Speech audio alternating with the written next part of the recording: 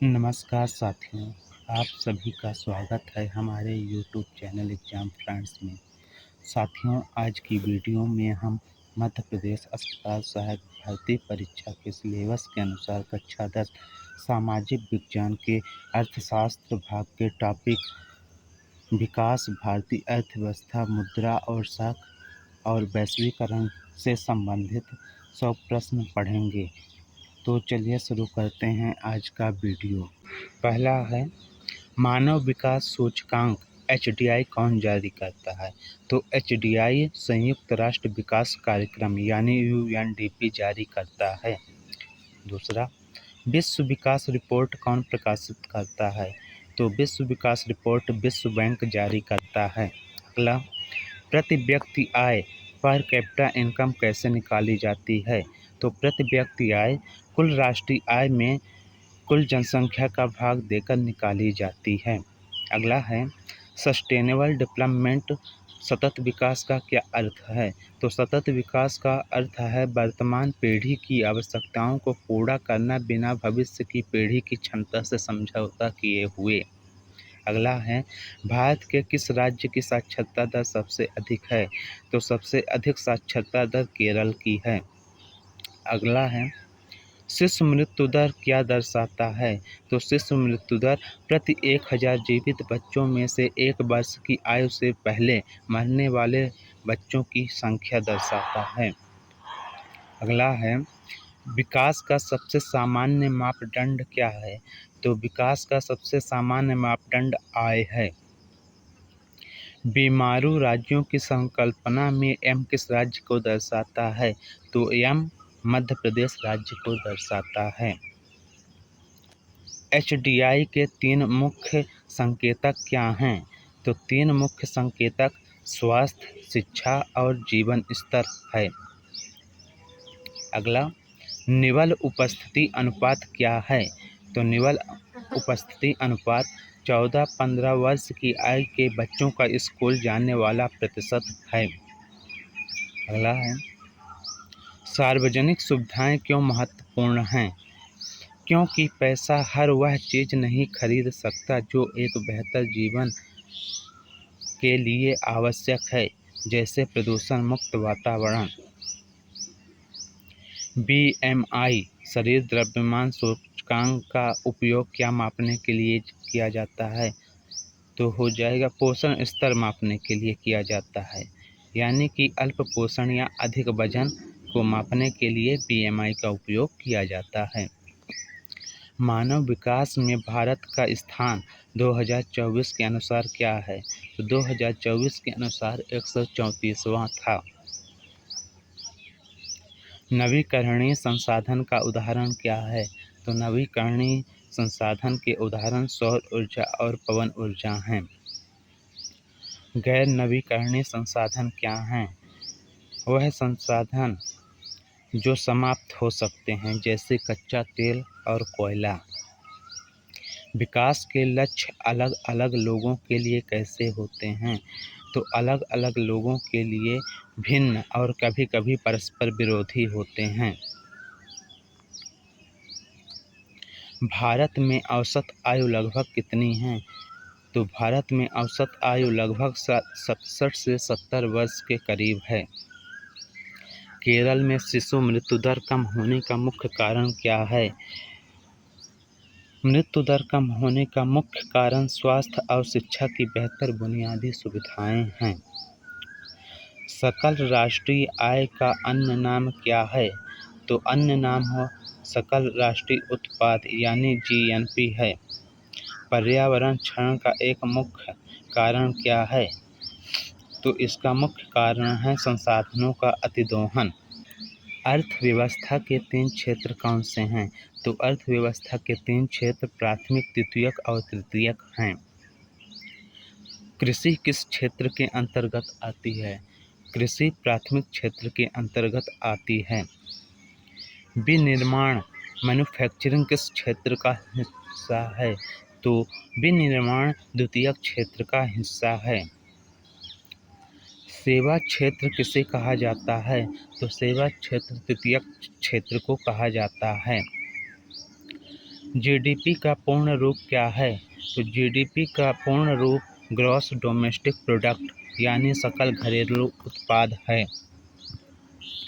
छिपी हुई बेरोजगारी मुख्य रूप से कहाँ पाई जाती है? तो छिपी हुई बेरोजगारी मुख्य रूप से कृषि क्षेत्र में पाई जाती है। नरेगा किस वर्ष लागू हुआ? नरेगा 2005 में लागू हुआ। मनरेगा के तहत कितने दिनों के रोजगार की गारंटी दी जाती है? मनरेगा के तहत 100 दिनों के रोजगार की गारंटी दी जाती है। संगठित क्षेत्र की मुख्य विशेषता क्या है? तो इसकी मुख्य विशेषता है नौकरी की सुरक्षा और निश्चित कार्य घंटे। असंगठित क्षेत्र में क्या कमी होती है?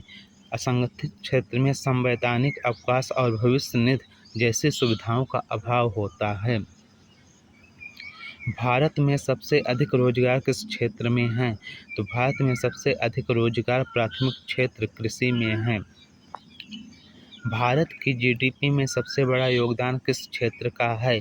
तो भारत की जीडीपी में सबसे बड़ा योगदान तृतीयक क्षेत्र यानी सेवा का है।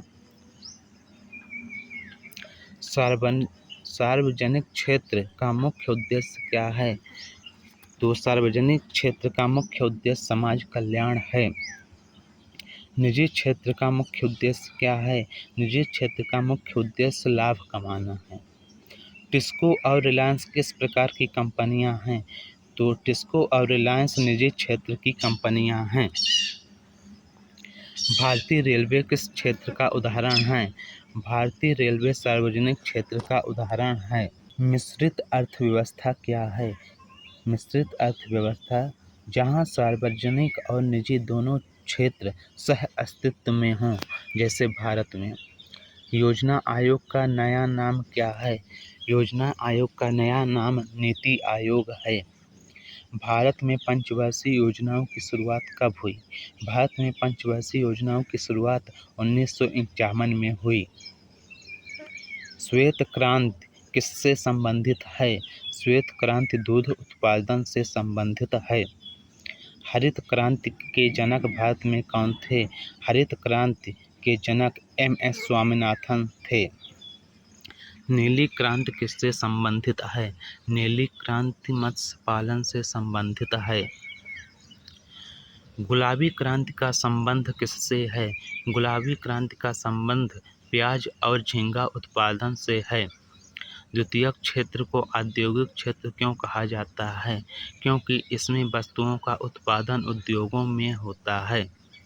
तृतीयक क्षेत्र की दो सेवाओं के नाम बताएं। तृतीयक क्षेत्र की दो सेवाएं बैंकिंग और परिवहन है। वस्तु विनिमय प्रणाली क्या है? वस्तुओं के बदले वस्तुओं का सीधा लेन देन ही वस्तु विनिमय प्रणाली कहलाता है। आवश्यकताओं का दोहरा संयोग क्या है? जब दो पक्ष एक दूसरे की वस्तुओं को खरीदने और बेचने पर सहमत हों तो उसे दोहरा संयोग कहा जाता है। मुद्रा को विनिमय का माध्यम क्यों कहा जाता है? क्योंकि यह लेन देन की प्रक्रिया को आसान बनाती है। भारत में करेंसी नोट कौन जारी करता है? तो भारत में करेंसी नोट भारतीय रिजर्व बैंक यानी RBI जारी करता है। RBI के वर्तमान गवर्नर कौन हैं? तो RBI के वर्तमान गवर्नर शक्तिकांत दास हैं। चेक क्या है? बैंक को दिया गया एक आदेश जो किसी व्यक्ति के खाते से निश्चित राशि भुगतान करने को कहता है, उसे चेक कहते हैं। साख के औपचारिक स्रोत क्या हैं? बैंक और सहकारी समितियां साख के औपचारिक स्रोत हैं। साख के अनौपचारिक स्रोत क्या हैं? साहूकार, व्यापारी, रिश्तेदार और दोस्त साख यानी क्रेडिट के अनौपचारिक स्रोत हैं। औपचारिक ऋणों की निगरानी कौन करता है? तो भारतीय रिजर्व बैंक औपचारिक ऋणों की निगरानी करता है। स्वयं सहायता समूह में आमतौर पर कितने सदस्य होते हैं? तो स्वयं सहायता समूह में आमतौर पर 15 से 20 सदस्य होते हैं। समर्थक ऋणाधार क्या है? वह संपत्ति जिसे कर्जदार बैंक को गारंटी के रूप में देता है, जैसे जमीन, घर। ऋण का जाल क्या है? जब कर्ज चुकाने के लिए नया कर्ज लेना पड़े तो उसे ऋण का जाल कहते हैं। अमीर परिवार ऋण के किस स्रोत पर निर्भर करते हैं? तो अमीर परिवार औपचारिक स्रोत यानी बैंक पर निर्भर करते हैं। गरीब परिवार अनौपचारिक स्रोतों को क्यों चुनते हैं? गरीब परिवार अनौपचारिक स्रोतों को इसलिए चुनते हैं क्योंकि बैंक में ऋणाधार और कागजी कार्रवाई की कमी के चलते उनको ये स्रोत चुनना पड़ता है। मुद्रा का आधुनिक रूप क्या है? तो मुद्रा का आधुनिक रूप करेंसी, नोट, सिक्के और डिजिटल भुगतान है। मांग जमा क्या है? बैंक खाते में जमा वह पैसा जिसे कभी भी निकाला जा सके उसे डिमांड डिपॉजिट कहा जाता है। बैंकों की आय का मुख्य स्रोत क्या है? तो बैंकों की आय का मुख्य स्रोत कर्जदारों से लिए गए ब्याज और जमाकर्ताओं को दिए गए ब्याज के बीच का अंतर। भारत में 1 रुपये का नोट कौन जारी करता है? तो भारत में 1 रुपये का नोट वित्त मंत्रालय, भारत सरकार जारी करता है। साख की शर्तें क्या हैं? साख यानी क्रेडिट की शर्त है ब्याज दर, ऋणाधार, आवश्यक कागजात और भुगतान का तरीका। ग्रामीण क्षेत्रों में ऋण की मुख्य मांग किसके लिए होती है? ग्रामीण क्षेत्रों में ऋण की मुख्य मांग फसल उत्पादन, कृषि निवेश के लिए होती है। क्या अनौपचारिक स्रोतों पर ब्याज दर कम होती है? नहीं, बहुत अधिक होती है। नकद आरक्षित अनुपात CRR क्या है? बैंक की कुल जमा का वह हिस्सा जो उसे RBI के पास रखना पड़ता है उसे CRR कहते हैं।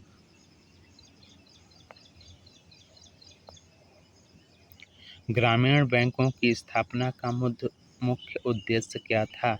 ग्रामीणों को आसान ऋण उपलब्ध कराना ग्रामीण बैंकों का मुख्य उद्देश्य था। साख अर्थव्यवस्था में सकारात्मक भूमिका कब निभाती है? जब वह उत्पादन और आय बढ़ाने में मदद करे। क्रेडिट कार्ड क्या है? क्रेडिट कार्ड एक वित्तीय कार्ड जो बैंक द्वारा उधार सीमा के साथ दिया जाता है। वैश्वीकरण का क्या अर्थ है? वैश्वीकरण का अर्थ है विभिन्न देशों के बीच तीव्र एकीकरण या अंतर संबंध। बहुराष्ट्रीय कंपनियां MNCs क्या हैं? वे कंपनियां जो एक से अधिक देशों में उत्पादन पर नियंत्रण रखती हैं वे MNCs कहलाती हैं। विदेशी निवेश क्या है? MNCs द्वारा किया गया निवेश ही फॉरेन इन्वेस्टमेंट यानी विदेशी निवेश कहलाता है। उदारीकरण का क्या अर्थ है? उदारीकरण का अर्थ है सरकार द्वारा व्यापार अवरोधों को हटाना। विश्व व्यापार संगठन का मुख्यालय कहाँ है? विश्व व्यापार संगठन का मुख्यालय जिनेवा में है। WTO का मुख्य उद्देश्य क्या है? तो WTO का मुख्य उद्देश्य अंतर्राष्ट्रीय व्यापार को उदार बनाना है। भारत में नई आर्थिक नीति कब लागू हुई? तो भारत में नई आर्थिक नीति 1991 में लागू हुई। SEZ क्या है? स्पेशल इकोनॉमिक जोन यानी विशेष आर्थिक क्षेत्र वे क्षेत्र जहां कंपनियों को विश्व स्तरीय सुविधाएं और टैक्स में छूट मिलती है। व्यापार अवरोधक का एक उदाहरण दीजिए। आयात शुल्क व्यापार अवरोधक का एक उदाहरण है। वैश्वीकरण को संभव बनाने वाला मुख्य कारक क्या है?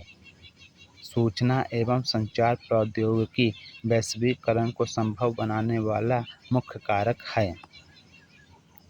MNCs उत्पादन कहाँ स्थापित करती है? जहाँ बाजार निकट हो, कुशल और सस्ता श्रम उपलब्ध हो वहाँ MNCs उत्पादन स्थापित करती हैं। विदेशी व्यापार किनके बीच होता है? 2 या 2 से अधिक देशों के बीच विदेशी व्यापार होता है। एमएनसीज और स्थानीय कंपनियों के बीच सबसे सामान्य साझेदारी क्या है? स्थानीय कंपनियों को खरीदना एमएनसीज और स्थानीय कंपनियों के बीच सबसे सामान्य साझेदारी है। वैश्वीकरण का उपभोक्ताओं पर क्या प्रभाव पड़ा? उनके पास अब वस्तुओं की अधिक विकल्प और कम कीमतें हैं। वैश्वीकरण का नुकसान किसे हुआ? छोटे उत्पादकों और श्रमिकों को वैश्वीकरण का नुकसान हुआ है। न्याय संगत वैश्वीकरण क्या है? जो सभी के लिए अवसर पैदा करे और लाभों का समान वितरण सुनिश्चित करे, उसे न्याय संगत वैश्वीकरण कहते हैं। भारत की कुछ प्रसिद्ध एमएनसीज के नाम: टाटा मोटर्स, इन्फोसिस, रैनबैक्सी। आउटसोर्सिंग क्या है? किसी बाहरी कंपनी से सेवाएं लेना आउटसोर्सिंग कहलाता है, जैसे कॉल सेंटर। वैश्वीकरण के कारण किस क्षेत्र में सबसे अधिक रोजगार बढ़े हैं? सेवा क्षेत्र। अवरोधक क्यों लगाए जाते हैं? घरेलू उत्पादकों को विदेशी प्रतिस्पर्धा से बचाने के लिए अवरोधक लगाए जाते हैं। 1991 के सुधारों के समय भारत के वित्त मंत्री कौन थे? डॉक्टर मनमोहन सिंह 1991 सुधारों के समय भारत के वित्त मंत्री थे। निजीकरण क्या है? सार्वजनिक उपकरणों को निजी हाथों में बेचना ही प्राइवेटाइजेशन कहलाता है। वैश्वीकरण और गला काट प्रतिस्पर्धा का श्रमिकों पर क्या प्रभाव पड़ा? रोजगार अनिश्चित हो गया। इंटरनेट ने वैश्वीकरण को कैसे बढ़ाया? सूचनाओं के तत्काल आदान प्रदान के माध्यम से। WTO में वर्तमान में कितने सदस्य देश हैं? तो वर्तमान में लगभग 164 सदस्य देश हैं। बहुराष्ट्रीय कंपनियों के निवेश का मुख्य उद्देश्य क्या होता है? बहुराष्ट्रीय कंपनियों का निवेश का मुख्य उद्देश्य लाभ कमाना होता है। कंटेनर का उपयोग व्यापार में क्यों होता है? वस्तुओं को सुरक्षित और तेजी से लंबी दूरियों तक भेजने के लिए कंटेनर का उपयोग व्यापार में होता है। फेयर ट्रेड अभियान क्या है? छोटे किसानों और कारीगरों को उनके उत्पादों का सही मूल्य दिलाने का प्रयास ही फेयर ट्रेड अभियान है। भारत में वैश्वीकरण का प्रभाव सभी पर समान रहा? नहीं, शिक्षित और संपन्न लोगों को अधिक लाभ हुआ। वैश्वीकरण के दौर में कंपनियों ने लागत कम करने के लिए क्या किया? श्रमिकों को अस्थायी रूप से नियुक्त करना शुरू किया। साथियों, अगर यह वीडियो आपको अच्छी लगी हो तो वीडियो को लाइक और चैनल को सब्सक्राइब अवश्य करें। धन्यवाद।